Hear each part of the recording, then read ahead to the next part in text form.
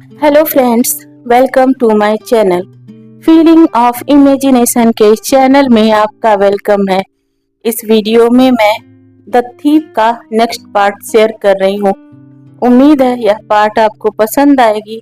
अगर पसंद आए तो प्लीज इसे लाइक करिएगा, शेयर करिएगा और अपने कमेंट देना मत भूलिएगा।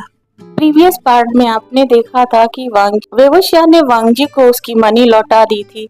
वेवुशियान वांगजी से वेनचाओ की मैरिज में मिलता है। उसे जब पता चलता है कि वांगजी एक लैन है तो वह डर के वहाँ से भाग जाता है। दोबारा फिर वेवुशियान जिन गोंगसान की पार्टी में मिलता है, वहाँ भी वेवुशियान उसे देखकर भाग जाता है।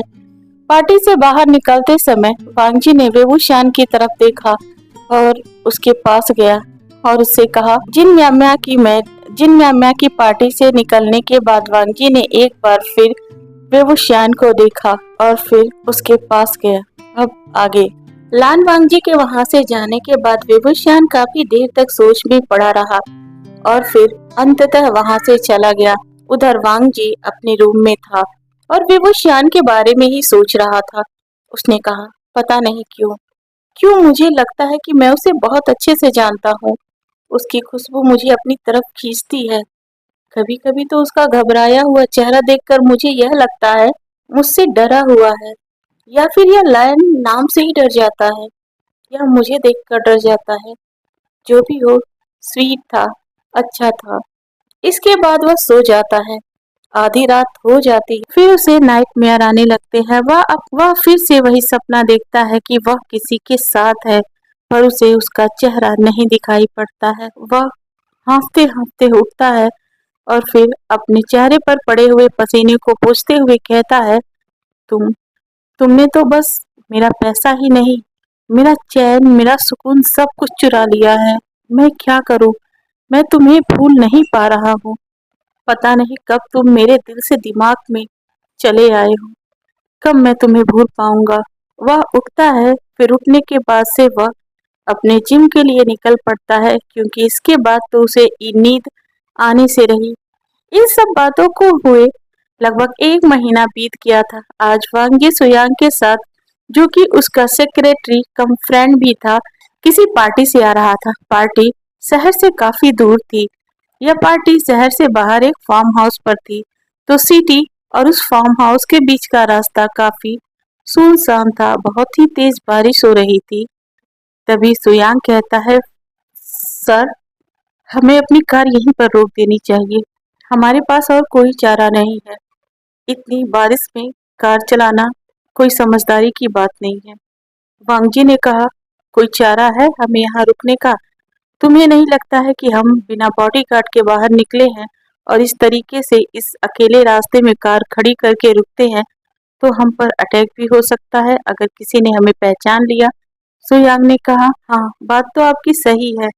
मगर सुयांग अपनी चारों तरफ नजर दौड़ा रहा था। तभी आसपास वह एक लाइट देखता है, तो उसकी नजर में एक छोटा सा कैफे आता है। जाके ही लाइट जल रही थी। उसने कहा, यह शायद कोई कैफे है, हमें यहीं चलना चाहिए। जब तक बारिश नहीं खत्म होती है हमें कुछ देर वहीं पर ही रुकना चाहिए। सुयांग कार को वहां पर लेकर आता है तो देखता है कैफे और उसके पास ही एक छोटा सा घर था। वहां एक पर्सन काम कर रहा था। सुयांग अपनी कार को वहीं रोकता है और फिर कार से उतरकर उस कैफे में जाता है और कैफे के मालिक, जो वही पर्सन था, उसे देखकर कहता है, क्या ये कैफे बंद हो चुकी है? उसने कहा, हाँ, बंद हो चुकी है। सुयांग ने कहा, हम बारिश से बचने के लिए यहाँ आए हैं। क्या यहाँ हम थोड़ी देर रुक सकते हैं? क्योंकि बारिश बाहर बहुत तेज हो रही है और इस आउटर एरिया में हमें और कोई भी जगह नहीं दिखाई दे रही है रुकने के लिए। उस शख्स ने कहा, ठीक है। सुयांग ने कहा, लेकिन मैं अकेले नहीं हूँ, मेरे बॉस भी हैं, तो प्लीज आप उनके लिए क्या ब्लैक कॉफी बना सकते हैं? तब तक मेरे लिए कोई भी कॉफी चलेगी। उस पर्सन ने कहा, मगर ये कैफे तो बंद हो चुका है। सुयांग ने कहा, प्लीज, इतनी ठंड में तो हमें कॉफी की जरूरत पड़ ही गई है ना। उस पर्सन ने कहा, ठीक है, जाइए आप अपने बॉस को लाइए, मैं तब तक कॉफी रेडी करता हूँ। वैसे तो मैं ये कैफे बंद करने ही वाला था, मगर अब आप लोग आ ही गए हैं तो आ सकते हैं। मैं अभी आप लोगों के लिए कॉफी रेडी करता हूँ। और वह अंदर की तरफ चला गया। सुयांग दौड़ते हुए कार के पास जाता है और वांगजी से कहता है, सर बाहर आइए। वांगजी ने कहा, यहाँ इस जगह? सुयांग ने कहा, सर बस यही एक जगह है जहाँ हम बारिश से बच सकते हैं और बारिश का आनंद भी ले सकते हैं, और आपके लिए गर्मा गर्म ब्लैक कॉफी का भी इंतजाम कर दिया गया है। वांगजी वहां से उतरता है, फिर उस कैफे के अंदर आता है। कैफे के अंदर उस एरिया में जाकर बैठता है जहां पर ग्लास की विंडो लगी हुई थी, और वहां से वह बाहर का नजारा देखने लगता है जो उसे काफी सुकून पहुंचा रहा था। सुयांग भी वहीं बगल में बैठा था। तभी वो पर्सन कॉफी लेकर वहां पहुंच जाता है। इस वक्त वांगजी बाहर की तरफ देख रहा था। उस पर्सन ने सुयांग को कॉफी दिया और फिर वांगजी की तरफ जैसे ही कॉफी लेकर जा रहा था, सुयांग का मोबाइल रिंग कर गया। इसी वजह से सुयांग ने अपना मोबाइल लिया और वहां से कैफे वाले को कुछ इशारा किया और फिर थोड़ी दूर जाकर बात करने लगा। कैफे वाला समझ जाता है कि वांगजी को कॉफी देना है।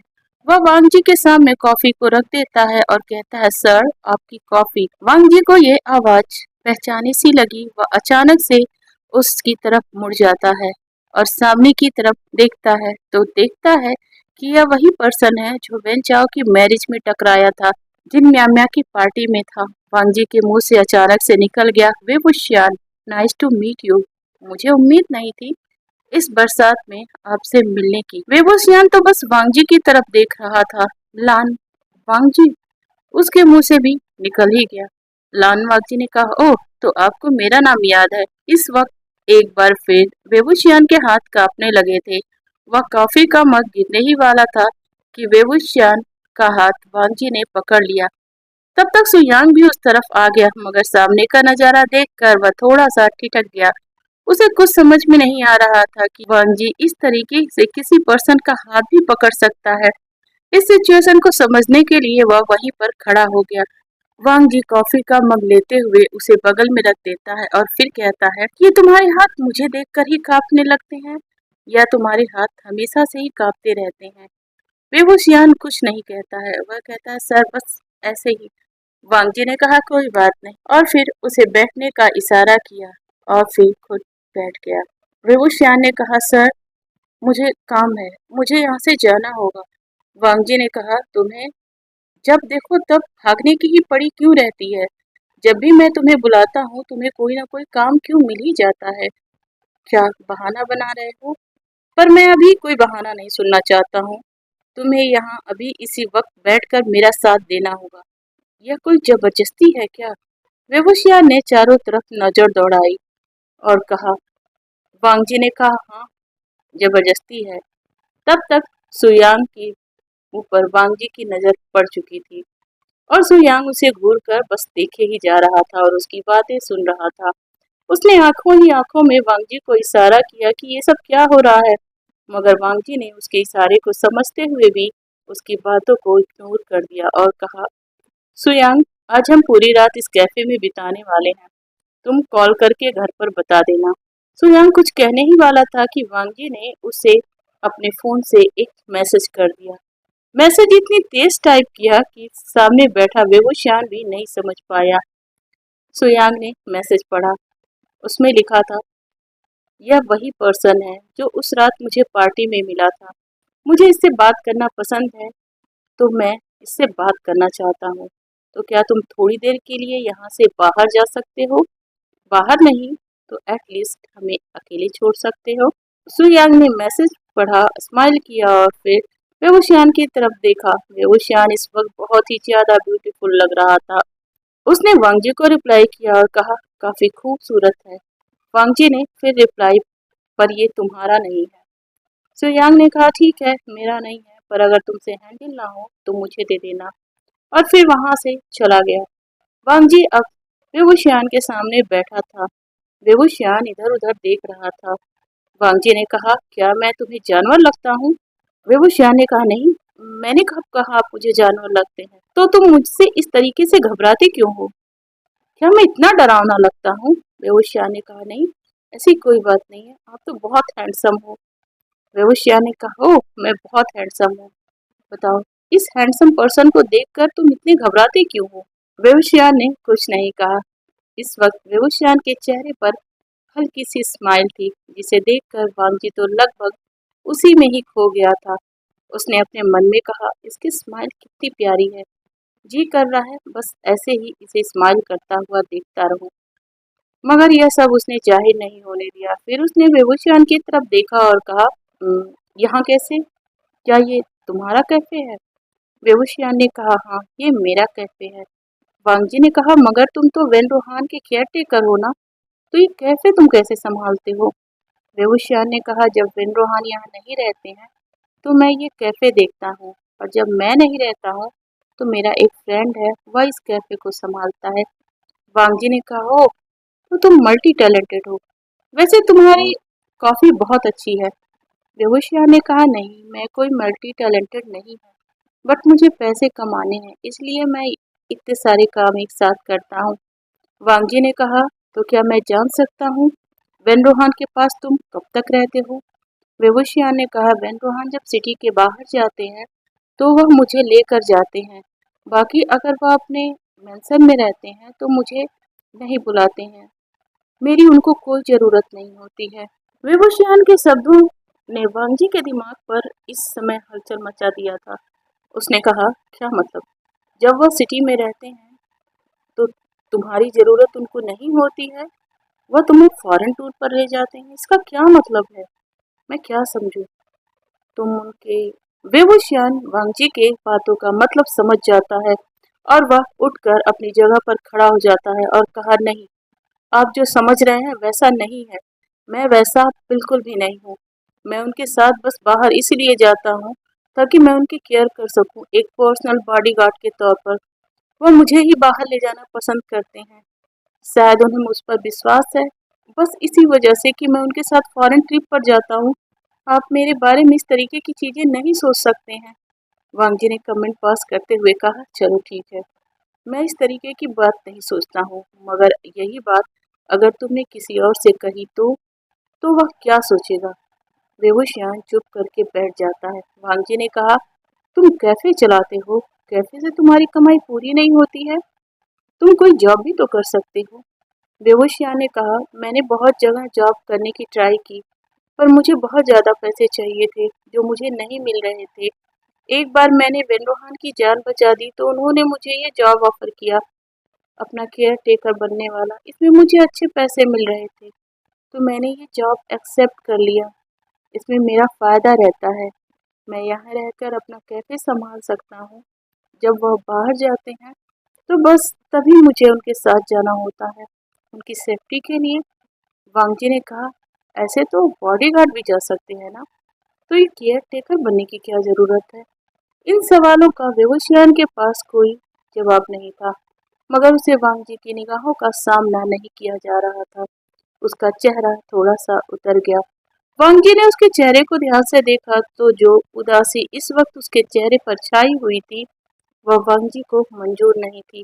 वांगजी ने कहा, सॉरी, मैंने तुमसे कुछ ज्यादा ही पर्सनली क्वेश्चन पूछ लिया। मुझे इतना पर्सनल नहीं होना चाहिए, मगर क्या तुम मुझे अपना कैफे दिखाना चाहोगे? वांगजी ने बेबूशियान के मूड को बदलने के लिए कहा।